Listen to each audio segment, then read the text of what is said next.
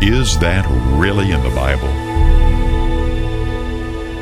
Well, we were all born into a ready-made world of religion. I don't think any of us ever questioned it. We assume the traditions around us come straight from the Bible. Most people are educated by the Bible, by what they've been told by others. My minister said so. It's the greatest authority they have. They wholeheartedly put their trust in another's opinion about the Bible.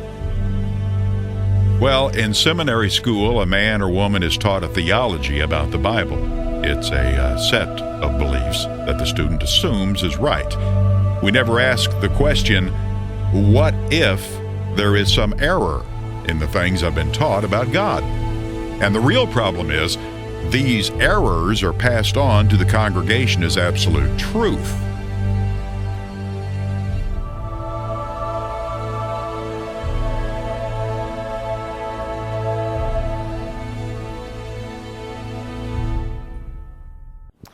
Well, hello, I'm David Freeman with Is That Really in the Bible? Today's program is entitled The Law Before Moses. Now, last time on the last program, I went through how each one of the Ten Commandments are listed in the New Testament or reiterated in the New Testament. A lot of people would not want to admit that, but they are, and I proved that with the last program. And so if you would like to order that, be sure and do so just by writing to Is That Really in the Bible? Now, this time I'm going to go through how that each one of the Ten Commandments were in existence before they were codified. In other words, before Moses, which is 2,500 years from Adam to Moses, when Moses went up to Mount Sinai to get the law of God on tablets of stone. Each one of those laws were in existence way before, and in fact, let's just put it this way. The law was given at creation 6,000 years ago, 4,000 years before Jesus Christ. Okay, just let that sink in. And I'm going to prove that every one of those Ten Commandments were in existence long before Moses ever went up and got the laws from God on a tablet of stone. So Genesis 20 and verse 2, it says, and Abraham said of Sarah, his wife, she is my sister. And Abimelech, the king, sent and took Sarah. Now, Abraham was a little bit fearful, but his wife was a very beautiful woman, and so he lied to the king, Abimelech, and said, she's my sister. And Abimelech said, well, if she's your sister, I'm going to take her into my, collection of wives, and I'm going to take her to be my wife. Now, notice what happened in Genesis 20 and verse 3. But God came to Abimelech in a dream by night and said to him, behold, you are but a dead man, for the woman which you have taken, for she is a man's wife. Then Abimelech called Abraham and said unto him, what have you done unto us? And what have I offended thee? That you have brought on me and my kingdom a great sin. You have done deeds unto me that ought not to be done.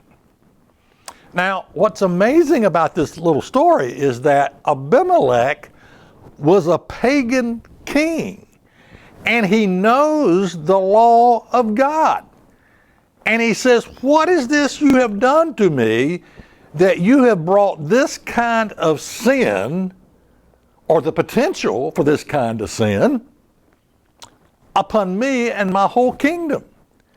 How is it that a pagan king knows the law of God, first of all, knows who God is, and knows the law of God, the Ten Commandments? It's an amazing story. And it just goes to prove that the law was given at creation, long existed before before Moses wrote them down on tablets of stone. In Genesis 13 and verse 13 it says, but the men of Sodom were wicked and sinners before the Lord exceedingly. Okay, the men of Sodom were sinners. What is sin? Well, sin is the breaking of God's law, 1 John 3:4. How did they know that? What is wickedness? Okay, how did they know that they were sinners? How did God know that they were sinners? Well, that's a dumb question, but it just goes to prove that the law was in existence before Moses. Genesis 6 and verse 5. And God saw that the wickedness of man was great in the earth, and that every imagination of the thoughts of his heart was only evil continually. Now, this is right before the flood, and you got to ask, well, why did God wipe out everybody in a flood? Except for Noah and his family. Well, because God is a just God. And the people back then were breaking God's law. What laws? The laws that were given at creation, the 10 commandments. Particularly in this case, there was a lot of violence and murder going on. So let's take a look at the first and the second commandment. Okay, all right. The first and second commandment states, you shall have no other gods before me, and you shall not make unto yourselves carved image. You shall not bow down to them nor serve them. Now, again, the subject is the law of God, the law before Moses. Okay, that's what we're talking about. And we're going to go through and prove that each one of these laws were in existence before Moses. Okay, Genesis 35 and verse 1. And God said to Jacob, arise, go up to Bethel, and dwell there, and make there an altar unto God that appeared unto thee when you fled from the face of Esau your brother. Jacob said unto his household and all that were with him, put away, now notice this, put away the strange gods that are among you, and be clean, and change your garments.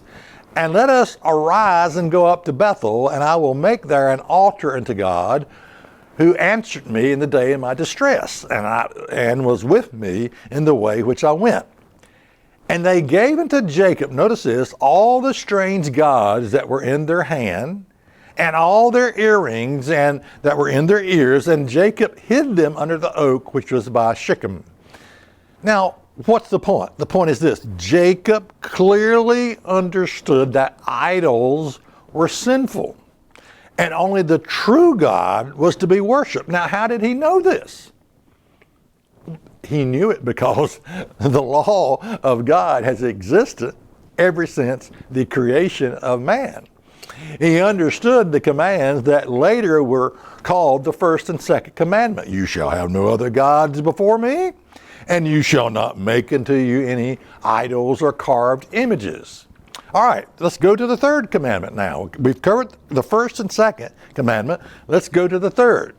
The third commandment says, you shall not take the name of the Lord your God in vain. Now this one, most scholars believe the patriarch Job lived before Moses, perhaps around the time of Abraham and Isaac. Now, in other words, that's when the book was actually written, that Job existed before the time of Moses. All right, Job was concerned that his children might have been taking God's name in vain, and he knew that was wrong. Now notice what Job says in Job 1 and verse 5. And it was so when the days of their feasting were gone about, that Job sent and sanctified them, and rose up early in the morning and offered burnt offerings according to the number of them all. For Job said, now he's doing this for his children. He's sanctifying his children. He's setting them apart. And he's thinking in his mind, for Job said, it may be that my sons have sinned. Okay, what is sin? The breaking of God's law. And cursed God in their hearts. Thus did Job continually. So what's the point? Well, the point is that Job, which was written before Moses, understood that taking God's name in vain was a sin, which is the third commandment. All right. The fourth commandment tells us to remember the Sabbath day and to keep it holy. That's Exodus 20 and verse 8. Now, you can only remember something if it already existed. Critical point. Okay, Exodus 16, verse 23 and verse 28. Then Moses, said to them, this is what the Lord has said. Tomorrow is a Sabbath rest, a holy Sabbath to the Lord. Then Moses said, eat that today, for today is a Sabbath to the Lord. Today you will not find it, that is manna, in the field. 6 days shall you gather it, that is the manna, but on the seventh day, the Sabbath, there will be none. Now, the miracle of the manna is fascinating. Manna fell from heaven, which was a type of bread, sort of like a sweet honey tasting bread, sort of like Krispy Kreme donut, maybe. No, just kidding.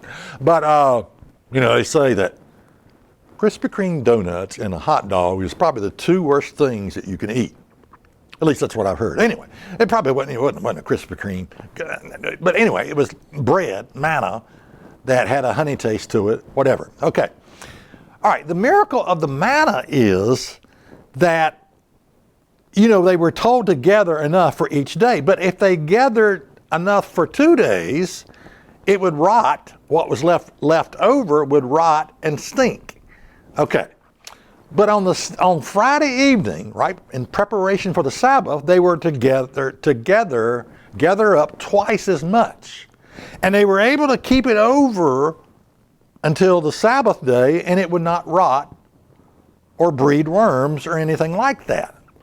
Now, it was a miracle. Okay, this miracle went on for 40 years, where the bread was preserved Friday evening when they would gather twice as much so they wouldn't have to be out there on the Sabbath. People have questions, they say, well, what about, we can't keep the Sabbath today. What about refrigerated trucks? What about grocery stores? Well, in this case, this was a 40-year miracle that occurred where God preserved this bread for 40 years, okay?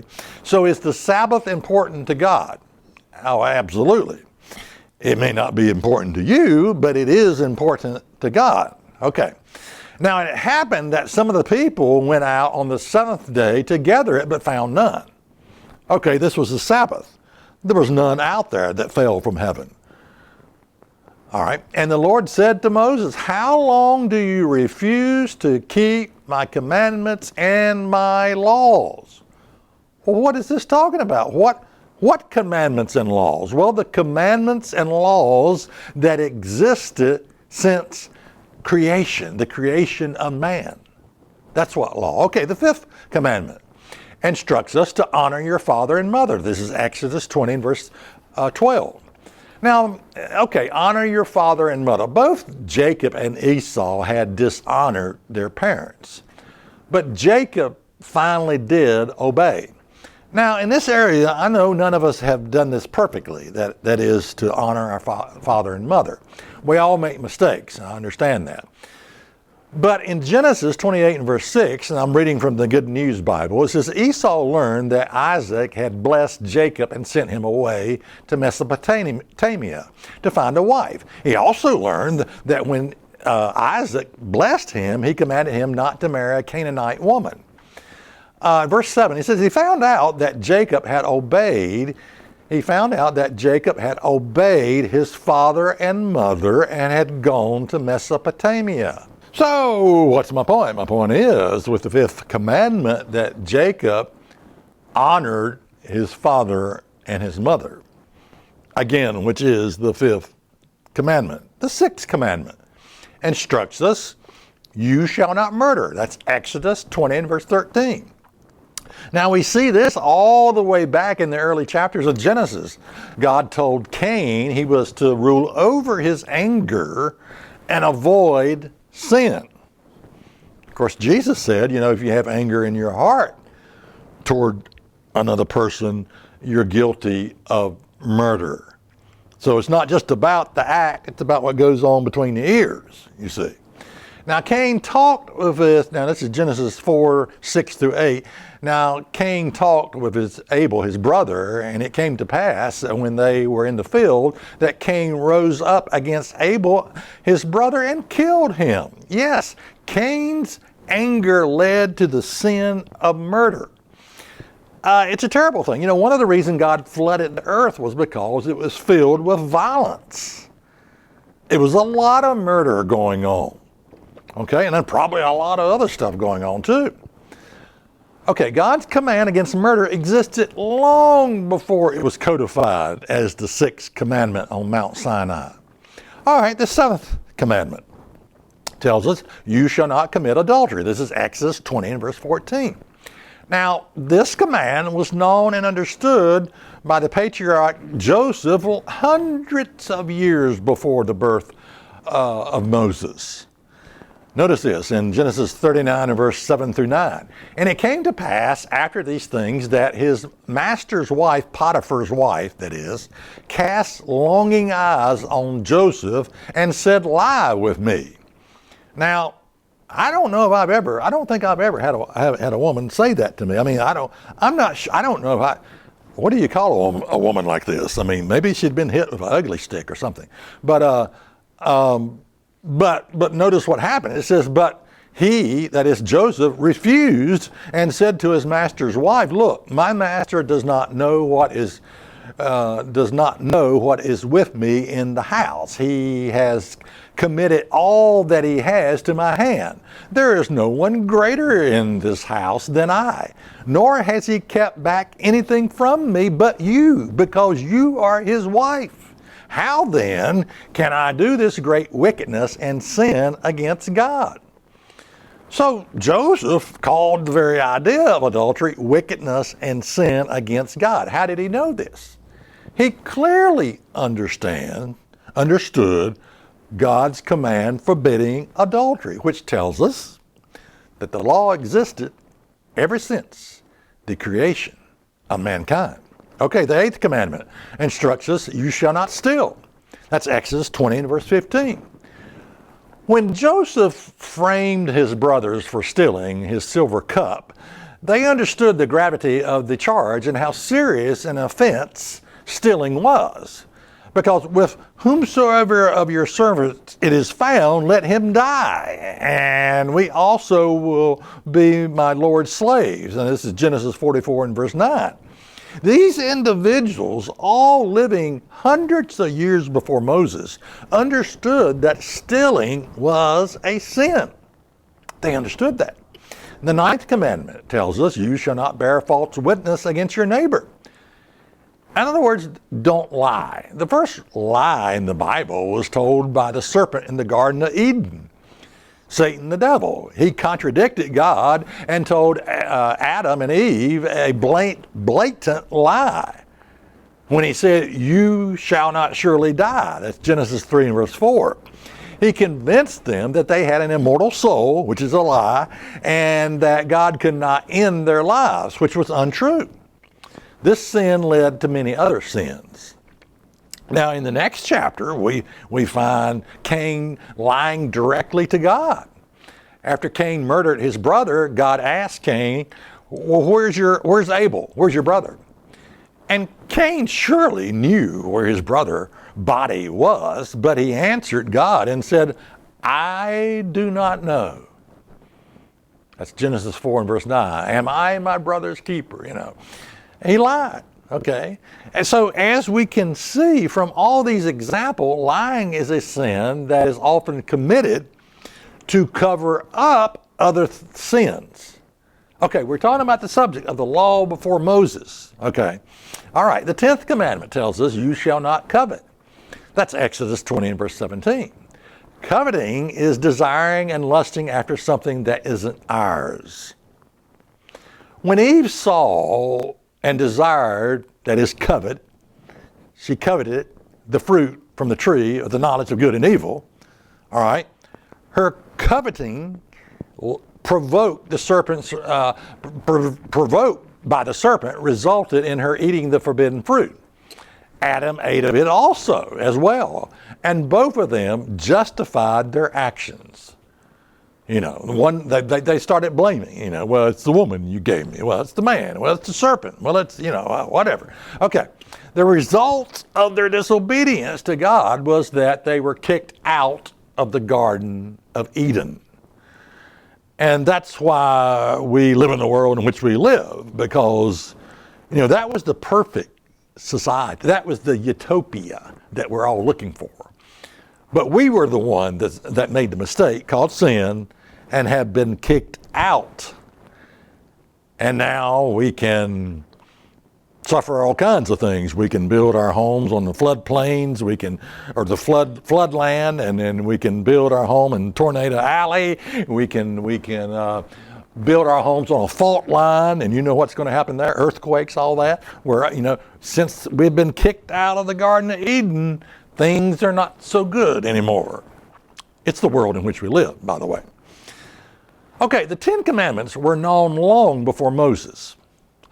When God gave Moses the stone tablets on which he had written the Ten Commandments on Mount Sinai, he was merely codifying what had been revealed long before. Long before. Now, I have to admit, sometimes I get a little bit angry when I hear ministers say, well, the law's been abolished, it's been nailed to the cross, it's been fulfilled, it's been done away with, grace plus nothing, and they take the law and they have a theology that makes it look bad as if it's been done away with. And I admit, sometimes I probably say things I shouldn't say, and I get a little bit upset. And really, these people that believe that, these people that have that theology, I should have pity on them. We should have pity on them. Why?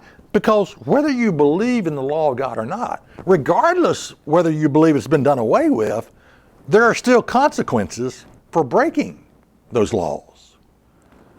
You see, in other words, a person who believes the law has been done away with is probably living in a hell on earth. Because if they break God's law that they don't believe in, or they believe it's been done away with, there are still consequences.